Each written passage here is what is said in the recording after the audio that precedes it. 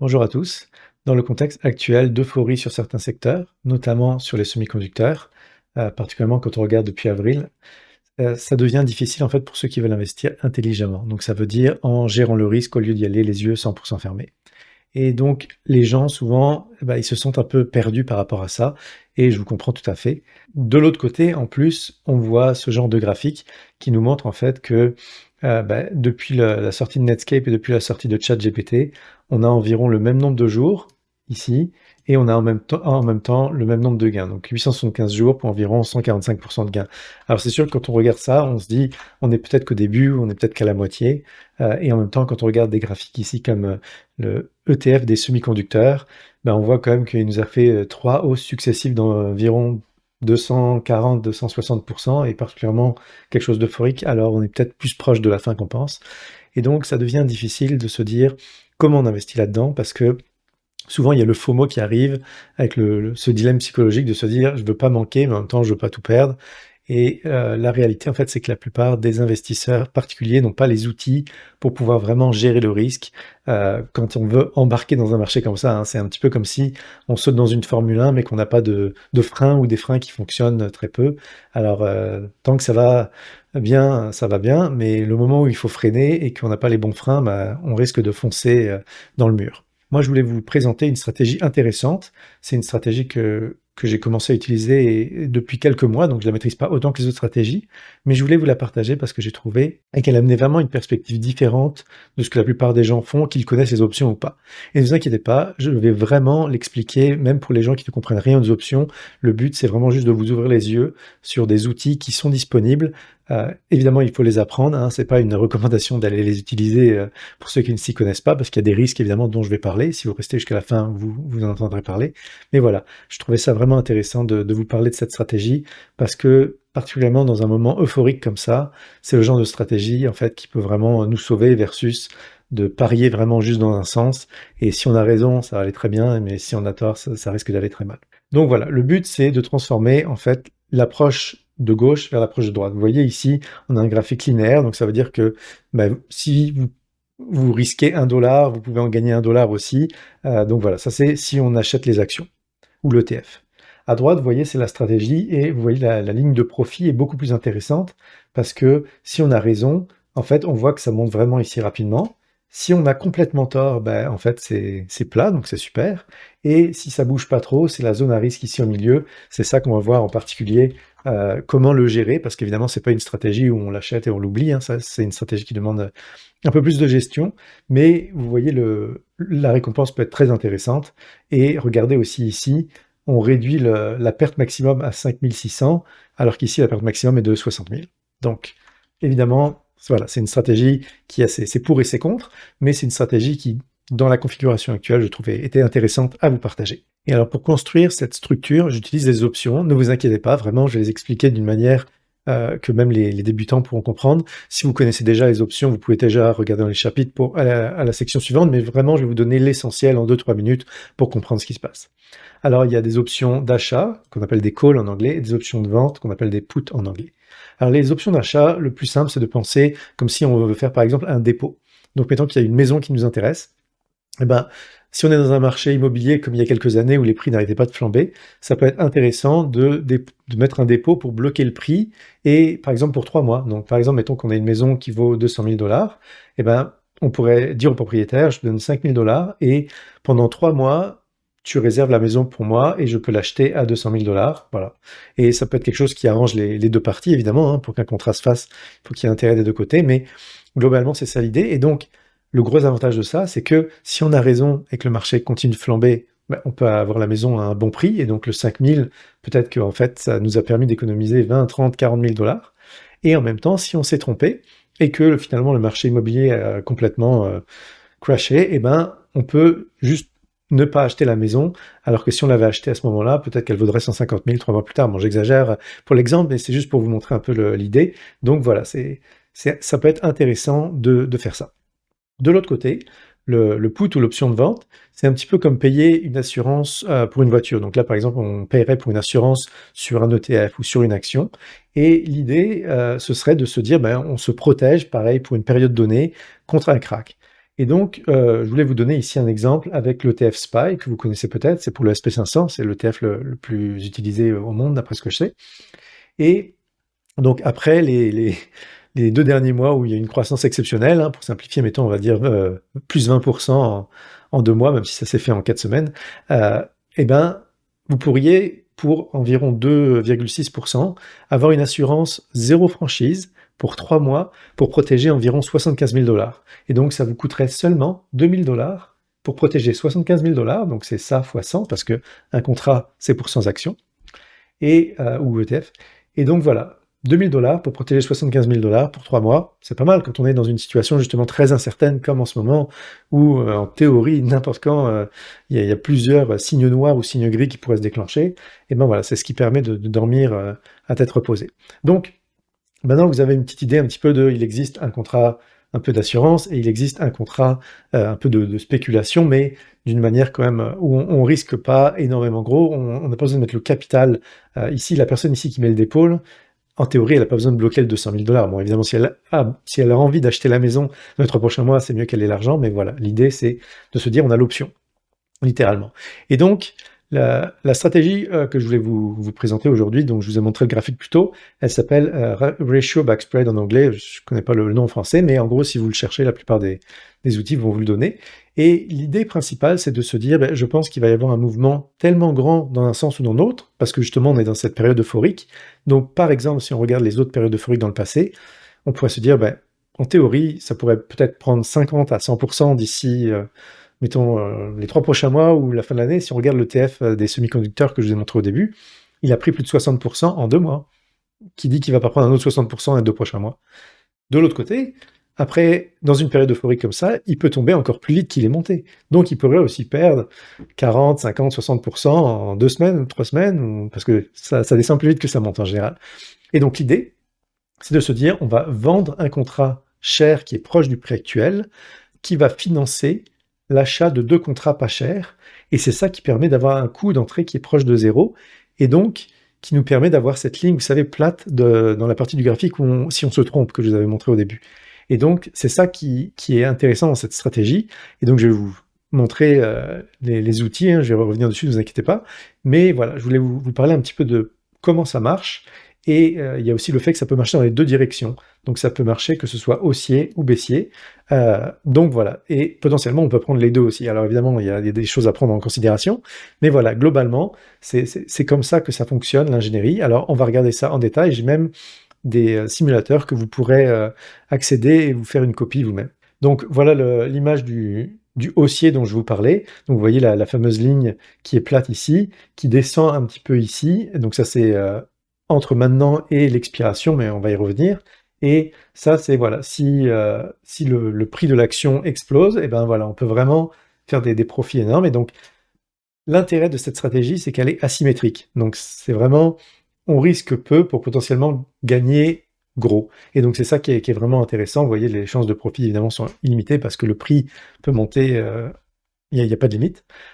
Et voilà l'inverse, donc si on est baissier, eh ben, on gagne de l'argent quand le prix de l'action baisse, donc à gauche ici, et comme vous voyez, si on se plante complètement et que le prix de l'action explose, eh ben, voilà, on est proche de 0. Et donc ici, comme on a eu un crédit de 30 $, en fait, on serait même gagnant, même si on s'est trompé complètement. Mais bon, voilà, c'est juste la façon de configurer les choses.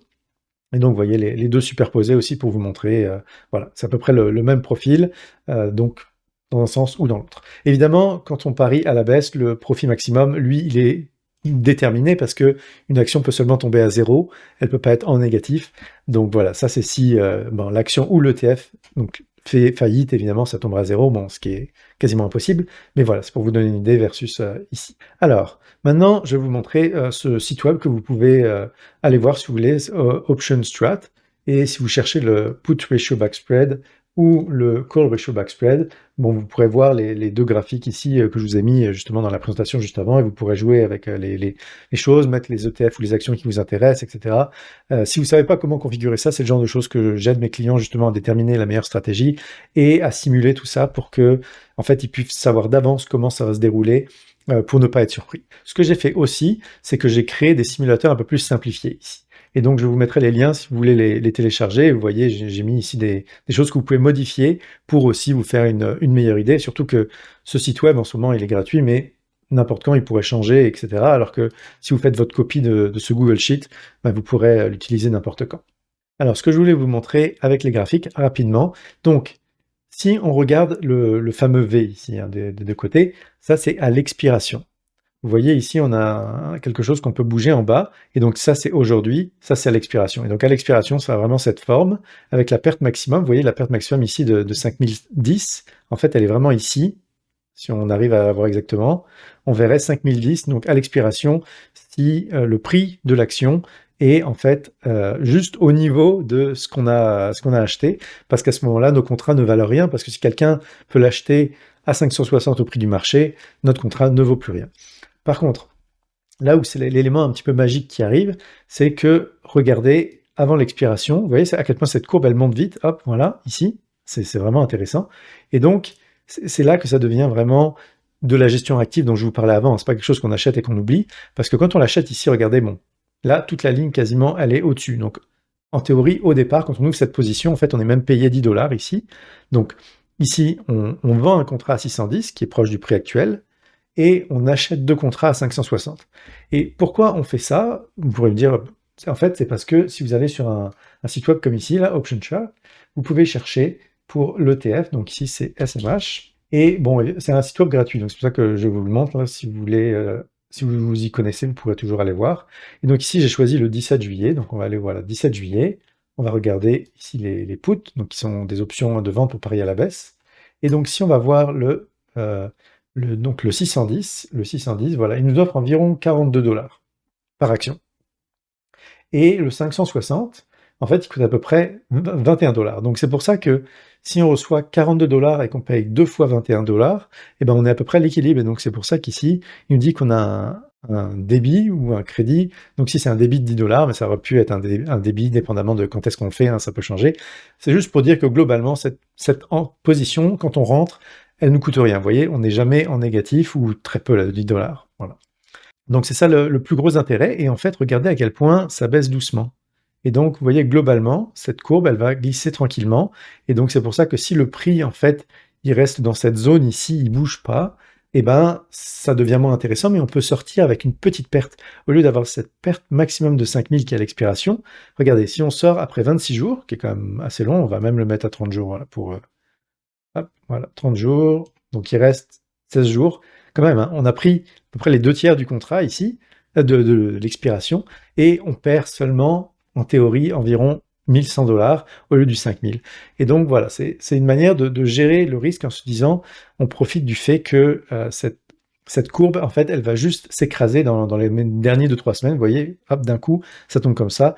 Et donc c'est pour ça que c'est pas le genre de stratégie qu'on garde jusqu'à une date d'expiration en général. Si vous vous demandez aussi pour le calculateur, là, comment rentrer les chiffres, donc ça c'est le prix de l'action, j'ai mis 608.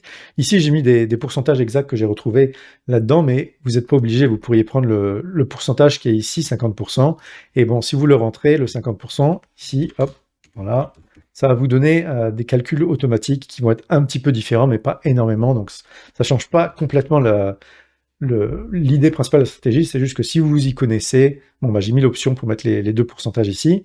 Le taux sans risque, bon, ici j'ai mis le taux de la banque américaine, à peu près, qui peuvent donner la Banque centrale américaine. Et ça, c'est le nombre de jours avant l'expiration, encore une fois, que vous pouvez trouver ici, vous voyez, 45 jours avant l'expiration. Et voilà, et donc ici, vous pouvez faire la même chose, vous voyez, j'ai mis le prix du put qu'on vend, le prix d'exercice des 2 puts qu'on achète, donc -1 c'est parce qu'on le vend, 2 c'est parce qu'on les achète, et vous voyez ici on a à peu près le 42 qu'on reçoit, le 21 qu'on paye 2 fois, et c'est pour ça que le coût ici à peu près est nul ou même positif. Une dernière chose pour ceux qui ne connaissent pas les options, le prix ici c'est par action, donc comme c'est pour 100 actions, eh bien ce serait fois 100, donc ici on recevrait 4200 et 58, et ici on paierait 2 fois 2133, et donc on recevrait un crédit de 8 $, bon, ce qui revient peut-être aux frais de commission, donc c'est pour dire qu'on est à peu près nul. Et donc ici, la façon de regarder comment le temps évolue, c'est juste de changer ça. Vous voyez, on commence à 45 jours, si je mets 25 jours, vous voyez, la courbe descend un petit peu. Si je mets 15 jours, la courbe descend encore. Si je mets 5 jours, vous voyez, la courbe commence vraiment à descendre dans la partie négative. Et si je mets un jour, on est quasiment à Voilà, c'est pareil que le bleu. Donc ça peut vous donner une idée. Bon, c'est pas aussi beau évidemment que la façon de le faire ici, mais voilà, au moins vous avez ça si vous voulez en faire une copie, hein, vous avez juste à faire file make a copy, ou en français vous aurez la même chose, et que ça vous pouvez modifier aussi les chiffres, parce qu'évidemment celui que je mets à disposition, je veux pas que les gens le modifient, hein, c'est le mien, et donc voilà, si vous voulez modifier les cases jaunes ici pour tester, d'ailleurs vous avez aussi les prix ici, donc si vous voulez voir à différents niveaux de prix, un petit peu comme ici quand on se promenait le long de la courbe, on pouvait voir le profit, bon bah ici vous pouvez le voir aussi à différents niveaux, donc voilà, vous voyez que en gros à partir de 620, peu importe le prix, ici, même si ça monte à 800, on est bloqué à plus ou moins 0 $, donc c'est pour ça que c'est intéressant. Et vous voyez qu'ici, plus ça baisse, plus ça monte. Et donc n'oubliez pas, fois 100, donc si ça redescend à 350, on gagne 159 fois 100, donc environ 16 000 $. Donc voilà, c'est comme ça qu'on l'utiliserait. Et donc je l'ai fait pour les deux, hein, donc je l'ai aussi fait pour le call, l'option d'achat, vous l'avez en anglais et en français. Et voilà, donc n'hésitez pas vraiment à l'utiliser pour vous donner une idée de commencer. Et puis si ça vous semble trop compliqué aussi, n'oubliez pas que c'est le genre de choses pour laquelle je peux vous aider aussi. Alors ici, je voulais vous faire un petit tableau récapitulatif de 3 scénarios pour vous donner une idée par rapport aux actions, en fait.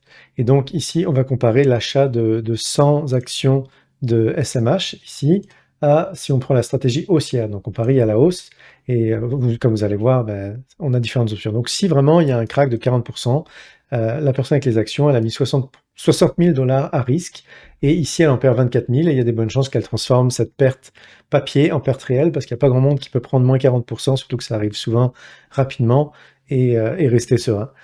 La personne qui a pris la stratégie d'option, en fait, même si elle était haussière, dans son pari, la ligne est plate, comme je vous ai montré plus tôt, parce qu'elle est rentrée avec un coût proche de zéro, et même elle peut avoir un léger gain. Si en fait elle était rentrée avec un léger gain, elle sort avec ce léger gain si elle se craque.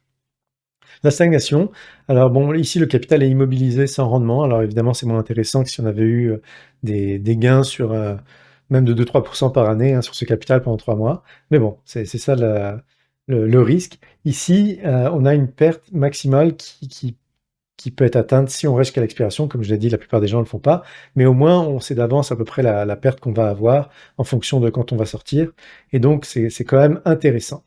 Et si on a une hausse de 40%, alors là, on a un gain de 24 000 $. Bon, on avait quand même 60 000 à risque. Ici, on a un gain qui est plus faible, 13 500 $, mais regardez le montant à risque, c'est juste 1 600. Donc ici, on a risqué 60 000 pour gagner 24. Ici, on a resté 1 600 pour gagner 13 000. Et donc, si on doublait la position ici, potentiellement, on risquerait 3 200, mais on pourrait gagner 26 27 000, et donc plus que ça en risquant moins. Et donc, c'est un des éléments que je voulais vous montrer par rapport à cette asymétrie du risque entre les différentes stratégies. Alors maintenant, les avertissements, hein, donc évidemment, comme je vous ai mentionné, c'est vraiment pas le genre de stratégie qu'on achète, qu'on oublie. C'est une stratégie qu'il faut gérer activement. Il y a plusieurs risques, ça s'applique pas à toutes les situations, ça s'applique pas à toutes les actions ou les ETF.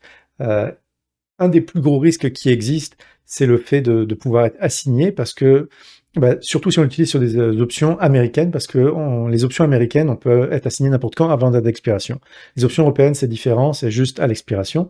Donc, ça, c'est quelque chose à prendre en compte. Évidemment, c'est le genre de choses qu'on ne fait pas dans un compte comme un PEA, un PER, un compte d'épargne comme au Canada ou aux États-Unis, etc. C'est dans un compte titre ordinaire, souvent avec un compte de marge, et donc ça demande aussi d'avoir ce genre de compte et d'être à l'aise avec la marge, etc. Donc il y a toutes sortes de choses à prendre en compte qui font en sorte que voilà, c'est vraiment pas quelque chose que je vous recommande de faire, je voulais juste vous ouvrir les yeux sur le fait que ce genre de stratégie existe.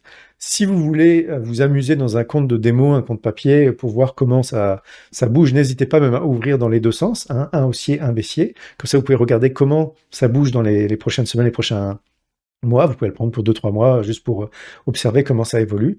Mais voilà, vraiment, je vous dirais, premièrement, c'est pas un conseil financier, et deuxièmement, je le recommande vraiment pas pour les gens qui ne savent pas ce qu'ils font, et c'est mieux d'être accompagné pour ce genre de stratégie un peu plus avancée, hein. D'habitude, je vais plus parler de stratégie pour les débutants ou intermédiaires. Ça, c'est une stratégie un peu plus avancée, mais que je voulais partager juste pour vous ouvrir les yeux, particulièrement en ce moment, parce que je vois vraiment beaucoup de gens qui ont du mal, en fait, à voir comment investir d'une manière un peu plus sécuritaire, où on va pas mettre beaucoup de capital à risque au pire moment, juste avant que ça s'écroule, etc. Donc voilà pour ça. Et donc si ça vous intéresse d'explorer un peu cette stratégie ou juste les stratégies avec option générale pour mieux gérer le risque. C'est quelque chose que je fais et donc vous pouvez aller voir sur mon site web si ça vous intéresse. Vous pouvez réserver un appel où on pourra vraiment discuter justement de est-ce que ça s'applique à votre situation ou pas. Donc voilà, n'hésitez pas si vous avez des questions et en commentaire et à la prochaine.